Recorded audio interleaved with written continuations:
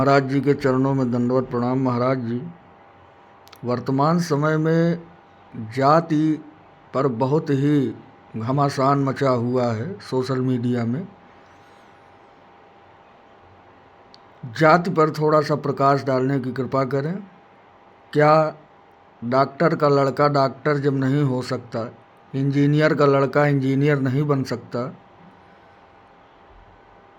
तो क्या ब्राह्मण का लड़का ब्राह्मण कहलाएगा? इस विषय पर प्रकाश डालने का कृपा करें महाराज जी, चरणों में दंडवत प्रणाम। हर हर महादेव। प्रश्न सर्वोत्तम है, देश काल परिस्थिति के अनुकूल है, क्योंकि वर्तमान काल में हम यह देख रहे हैं चारों तरफ हाहाकार मचा है जाति पर। लोगों का यही प्रश्न होता है, कहीं भी जाता हूं कि महाराज जी कृपा करिए बताएं कि जैसे कलेक्टर का लड़का कलेक्टर नहीं हो सकता, डॉक्टर का लड़का डॉक्टर नहीं हो सकता, इंजीनियर का लड़का इंजीनियर नहीं हो सकता, योग्यता होने पर होगा। तो उसी तरह क्या ब्राह्मण का लड़का ब्राह्मण होगा? क्या योग्यता होगी तब तो ब्राह्मण होगा। ब्राह्मण का लड़का ब्राह्मण नहीं होगा, जब उसकी योग्यता होगी तब होगा। तो इस पर ध्यान देना चाहिए उन प्रश्न करने वाले जिज्ञासु भक्तों को कि ब्राह्मण एक जाति है, लेकिन कलेक्टर डॉक्टर और इंजीनियर पद है। कलेक्टर जाति नहीं है, इंजीनियर जाति नहीं है, डॉक्टर जाति नहीं है, वो एक पद है। उसके लिए योग्यता की आवश्यकता है।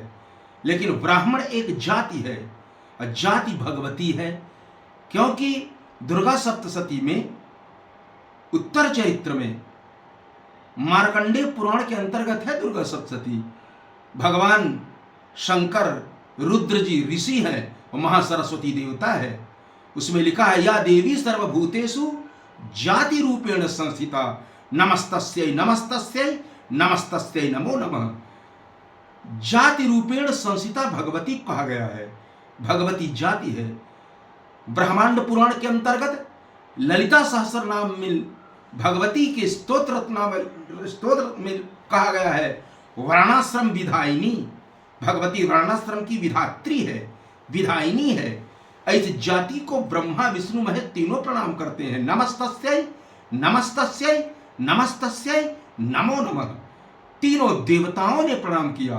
ब्रह्मा विष्णु महेश समस्त देवता और ऋषि प्रवर भी प्रणाम कर रहे हैं। ब्राह्मण ब्राह्मणी के संसर्ग से ब्राह्मण की उत्पत्ति है। क्षत्रिय क्षत्राणी के संसर्ग से क्षत्रिय की उत्पत्ति है। वैश्य वैश्य पत्नी से वैश्य की उत्पत्ति है। शूद्र शूद्र माता से शूद्र की उत्पत्ति है। हमारे यहाँ जाति और योनि में अंतर है। जैसे मनुष्य योनि है, लेकिन मनुष्य योनि के अंतर्गत ब्राह्मणाः क्षत्रियाः वैश्याः शूद्राः एते सर्वे, ये सभी जाति हैं, ज्ञातयः जाति हैं सब चारों। इनका प्राकट्य भगवान विराट पुरुष के अंगों से हुआ है। चारों सगे भाई हैं, आपस में इनका अभीष्ट प्रेम है। लेकिन ध्यान देना यह है कि जैसे पशु योनि है, पशु जाति नहीं है, पशु योनि है, उसके विभाग में जाति अलग है। भैंस पशु योनि की, शेर पशु योनि का, बकरी भेड़ पशु योनि की, बिल्ली कुत्ता बानर भालू पशु योनि के। ध्यान देना यह है कि हैं सब पशु योनि के, लेकिन जाति सबकी अलग है। भैंस घास खाती है, शेर मांस खाता है, दोनों एक नहीं हो सकते। योनि के अंतर्गत दोनों पशु योनि के हैं, लेकिन जाति में उनका जातिगत भेद है। उसी तरह पशु को छोड़ो, पक्षी को देख लीजिए। पक्षियों में पक्षी योनि है, लेकिन जाति में बटा हुआ तोता पक्षी योनि है, कबूतर पक्षी योनि है, गौरैया पक्षी योनि है, बगुला पक्षी योनि है, यहां तक कि मच्छर से गरुड़ तक पक्षी योनि है। योनि में एक है, लेकिन जाति अलग है। तोता फल खाता है, कौवा मल खाता है, मांस खाता है। उसी तरह इतना ही नहीं, वृक्षों में देख लीजिए, वृक्ष योनि है, लेकिन उनकी जाति अलग है। जैसे आम वृक्ष योनि, पीपल वृक्ष योनि, बरगद वृक्ष योनि, चंदन वृक्ष योनि, बबूल वृक्ष योनि, जितने भी वृक्ष हैं अनंतानंत प्रकार के, सबकी जाति अलग है, लेकिन योनि एक है। उसी तरह से वृक्ष की कौन कहे, अन्न में देख लीजिए, अन्न योनि है, लेकिन गेहूं की जाति अलग है, चावल जाति अलग है, दाल, अरहर, मूंग, उड़द, मसूर सबकी जाति अलग है। जातिगत भेद है, लेकिन सब अन्न योनि के अंतर्गत है। धातु में देख लीजिए, सोना धातु के अंतर्गत, चांदी धातु के अंतर्गत, तांबा धातु के अंतर्गत, कांसा धातु के अंतर्गत, इनकी सबकी जाति है। सोना, चांदी, लोहा, रांगा, कांसा, ये इनकी जाति है, लेकिन धातु में एक है। लेकिन क्या सब सोना और लोहा एक जात के हो सकते हैं क्या? नहीं। तो जब पशु एक जाति में नहीं हो सकता, सारे पशु एक समान नहीं हो सकते, सारे पक्षी एक समान नहीं हो सकते, सारे वृक्ष एक समान नहीं हो सकते, सारे अन्न एक समान नहीं हो सकते, सारी धातु एक समान नहीं हो सकती, सारी बीमारी एक समान नहीं हो सकती, सारी दवाई एक समान नहीं हो सकती, सारी भूमि एक समान नहीं हो सकती, सारा जल एक समान नहीं हो सकता, तो सारा मनुष्य एक समान कैसे होगा? इसलिए मनुष्य योनि है और उसकी जाति ब्राह्मण, क्षत्रिय, वैश्य।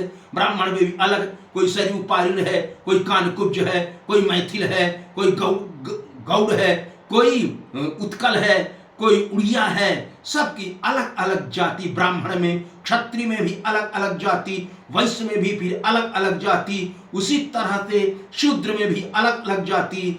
तो सब अलग अलग जाति में बटे हैं। जाति भगवती है, जगदम्बा है, ये जन्म से प्राप्त होती है, कर्म से नहीं। इसलिए जो कर्मणा जाति मानते हैं वो उनकी अल्पज्ञता है, धर्मशास्त्र के प्रति अनभिज्ञता है, और आपस में वर्ग संघर्ष कराने का, द्वेष फैलाने का उनके पास है। इस प्रकार का सिगूफा छोड़ करके डिवाइडेशन ने रूल विभाजन करके अपना सत्ता शासन में बैठकर अपना उल्लू सीधा करना है। इसलिए ध्यान देना है, सनातन धर्म में जाति की महत्ता है, इसको कोई मिटा नहीं सकता। जब शुंभ निशुंभ नहीं मिटा सकते, जब महिषासुर नहीं मिटा सकता भगवती जाति को, तो आजकल के लोग क्या मिटाएंगे? हर हर महादेव।